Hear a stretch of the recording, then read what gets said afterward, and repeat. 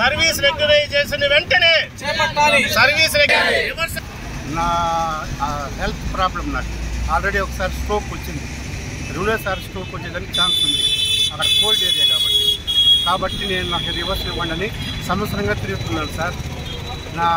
మా భార్య కూడా అసలు హెల్త్ బాగాలేదు. నాకేమవుతుంది, ఆమె ఏడుస్తుంది. ఆమె ఏమన్నా అయిపోతుంది, ఆమె నేను తోడుకుని పడింది అక్కడికి ఆ వాతావరణ పరిస్థితి. ఆమెకి అక్కడ తోడుకుని పోతే 2-3 నెలలు నాకు కూడా ఇది అయిపోతుంది సార్.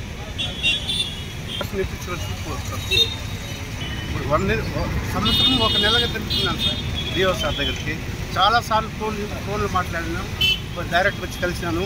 మా నాయకులు కలుస్తున్నారు.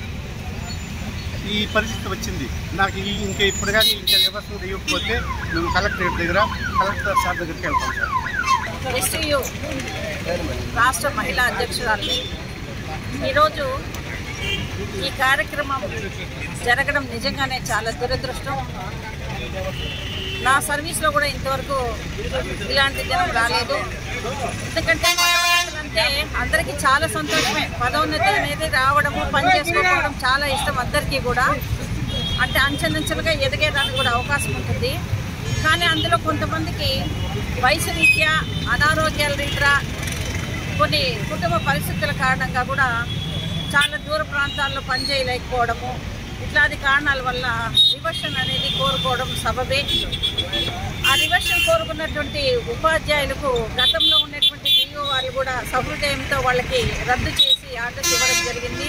ఇప్పుడైతే ఎవరైతే ఆ విధంగా రివర్షన్ కోరుతూ బాధపడుతున్నారో ఆ ఉపాధ్యాయులు వాళ్ళకి వచ్చినటువంటి ఆర్థిక ప్రయోజనాలను కూడా మేము వెనక్కి ఇచ్చేస్తాము, మాకు ఆర్థిక ప్రయోజనాలు కూడా అవసరం లేదు అనేటువంటి ఉద్దేశంతో వాళ్ళు ఉన్నారు.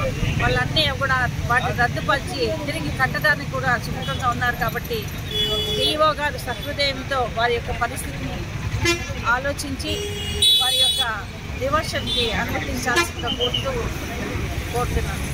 మరిన్ని వీడియోస్ కోసం ఛానల్ ని సబ్స్క్రైబ్ చేయండి. లేటెస్ట్ అప్డేట్స్ కోసం వాట్సాప్ ఛానల్ ని ఫాలో చేయండి. అండ్ లింక్ డిస్క్రిప్షన్ లో ఉంది.